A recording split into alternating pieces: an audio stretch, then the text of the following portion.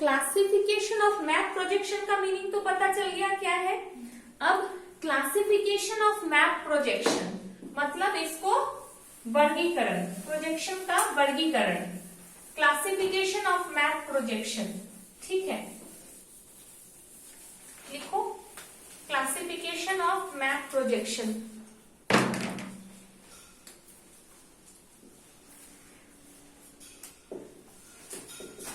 Classification of map projection मतलब वर्गीकरण। वर्गीकरण की विधि क्या हो सकती है? ऑन द बेसिस ऑफ, क्या लिखे, on the basis of use of light.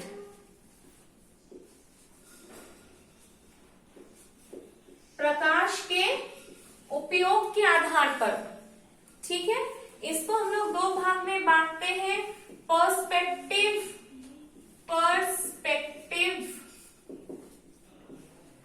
और नॉन पर्सपेक्टिव।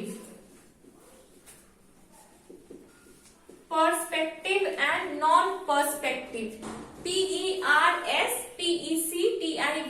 पर्सपेक्टिव और उसके आगे नॉन लगा देंगे तो नॉन पर्सपेक्टिव। तो पर्सपेक्टिव मतलब क्या? प्रकाश की मदद से जो मैं आप लोगों को पहले बताई, जो प्रोजेक्शन हम लोगों को मिल गया वो क्या है? पर्सपेक्टिव।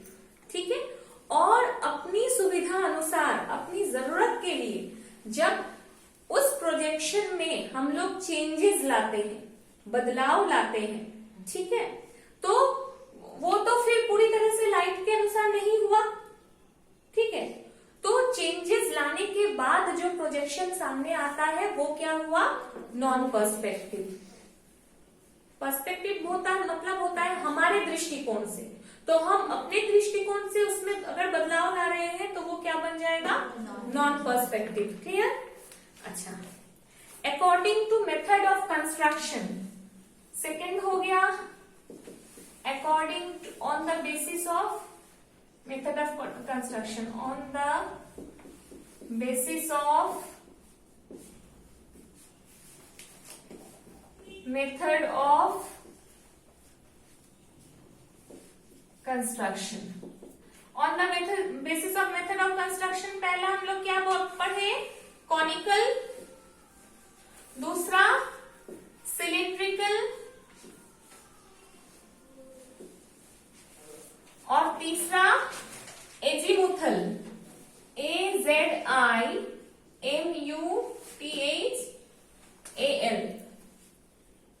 कॉनिकल जानती हो? शंकु प्रक्षेप हिंदी में कहते हैं, और सिलिंड्रिकल मतलब बेलनाकार, ठीक है, सिलेंडर का आकार का, और जेनिथल माने होता है शिरोबिंदु, शिरो माने जहां पे शिर, हेड। ठीक है, जेनिथल मतलब हो गया शिरोबिंदु खमध्य प्रक्षेप। ठीक है, तो सबसे पहले हम लोग सिलिंड्रिकल प्रोजेक्शन पढ़ना सीखेंगे। ठीक है, अब प्रोजेक्शन का महत्व क्या है? अक्सर पूछा जाता है, हम लोग तो प्रोजेक्शंस पढ़ रहे हैं, पढ़ना है, सिलेबस में है, पढ़ रहे हैं, लेकिन महत्व क्या है? बिना महत्व का तो हम लोग कोई चीज पढ़ते नहीं है। अगर आपको क्वेश्चन में मिल गया, क्वेश्चन आ गया कि मैप प्रोजेक्शन की जरूरत क्या है, हाँ, क्यों हम लोग मैप प्रोजेक्शन पढ़ते हैं, तो आप लोग क्या लिखिएगा, क्या बोलोगे कि मैप प्रोजेक्शन का इंपॉर्टेंस क्या है?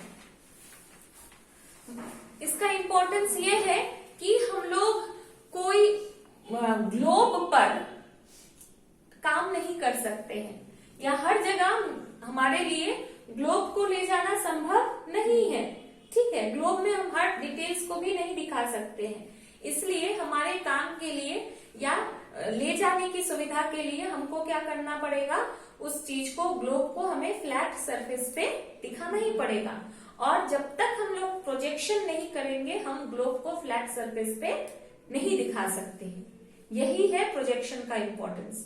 ठीक है, flat to project globe into a flat surface we need the help of projection. ठीक है, तो प्रोजेक्शन का क्या महत्व है, लिखो। ग्लोब को समतल सतह पर दिखाने के लिए, ग्लोब को समतल सतह पर दिखाने के लिए प्रोजेक्शन का बहुत अधिक महत्व है। ग्लोब को समतल सतह पर दिखाने के लिए प्रोजेक्शन का बहुत अधिक महत्व है।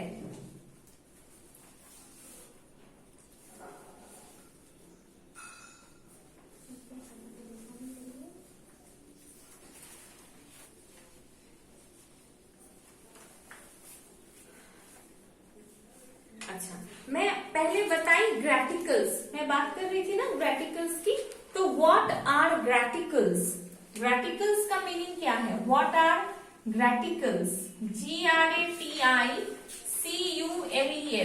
कुछ लोग इसको ग्रेटिकल्स भी बोलते हैं। ठीक है, तो व्हाट आर ग्रेटिकल्स? ग्रेटिकल्स क्या है? ठीक है, ग्रिड पढ़ी हो छोटे क्लासेस में, क्लास 9 में पढ़ी हो ग्रिड, GRID ग्रिड पढ़ी हो, लेकिन अभी याद नहीं आ रहा है।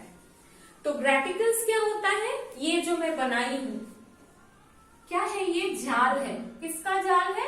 लैटिट्यूड्स एंड लॉन्गिट्यूड्स का। ठीक है, तो ग्रेटिकल्स क्या है? नेटवर्क है लैटिट्यूड्स एंड लॉन्गिट्यूड्स का। Graticules is the network of latitudes and longitudes.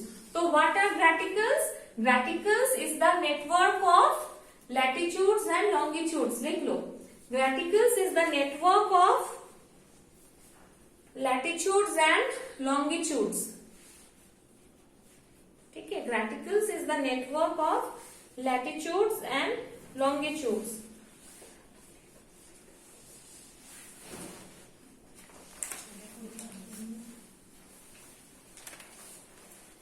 और दो क्वेश्चन उतार लो। What is perspective map? अच्छा, ये तो आपने यहाँ पे लिखा ही है, perspective map projection, non perspective map projection, दोनों को डिफाइन करना है। पर्सपेक्टिव मैप प्रोजेक्शन क्या है, नॉन पर्सपेक्टिव मैप प्रोजेक्शन क्या है, पूछा जाता है। ठीक है, अच्छा, अब मैं आप लोगों को बताएं कि कॉनिकल प्रोजेक्शन कहाँ यूज होता है, सिलिंड्रिकल क्या कहाँ यूज होता है, और एजीमुथल। मान लो हमको पोलर एरिया का मैप बनाना है, एंटार्क्टिका दिखाना है, नॉर्थ पोल का कुछ रूट वगैरह बनाना है, या नॉर्थ पोल को दिखाना है, तो उसके लिए बेस्ट सुटेबल, या साउथ पोल को दिखाना है तो बेस्ट सुटेबल क्या होगा? एजीमुथल। ठीक है, या हमको उत्तरी अमेरिका का या एशिया का एकदम पोल के आसपास का जो पॉइंट माने 66.5 डिग्री के ऊपर का पार्ट दिखाना है, तो उसके लिए क्या बेस्ट सुटेबल होगा? एजीमुथल। ठीक है, अगर हमको इक्वेटर, भूमध्य रेखा के आसपास का अगर क्षेत्र दिखाना है, तो उसके लिए बेस्ट क्या होगा? सिलिंड्रिकल, क्योंकि जब हम सिलेंडर बना के घुसा रहे थे तो देख रहे थे कि वो ग्लोब को यहाँ पे इक्वेटर के पास टच कर रहा है, और इक्वेटर के पास टच करने का मतलब है कि इक्वेटर के पास का स्केल वगैरह सारा सही होगा। ठीक है, अच्छा, कोनिकल प्रोजेक्शन कहाँ दिखाया जाता है? जहां लॉन्ग एक्सटेंट होता है। वैसे देश जिसका ईस्ट वेस्ट एक्सटेंशन काफी चौड़ा है, जैसे रशिया है, ठीक है, या यूरोप और एशिया मिला करके तुमको कुछ दिखाना है, या स्टेपी दिखाना है, या मान लो कि साउथ अमेरिका का ही एक क्षेत्र दिखाना है, तो उसके लिए हम लोग क्या करेंगे? कॉनिकल प्रोजेक्शन का यूज करेंगे, क्योंकि कॉनिकल प्रोजेक्शन में हम ईस्ट वेस्ट जो इसका एक्सटेंशन है काफी दूर तक दिखा सकते हैं। ठीक है, तो ये क्लियर हो गया। अगर पूछा जाएगा कि ट्रॉपिकल एरियाज के लिए कौन सा प्रोजेक्शन सुइटेबल है, तो क्या लिखेंगे? कोनिकल। इक्वेटोरियल एरियाज के लिए सिलिंड्रिकल, पोलर एरियाज के लिए एजीमुथल या जेनिथल। समझ में आया? क्लियर?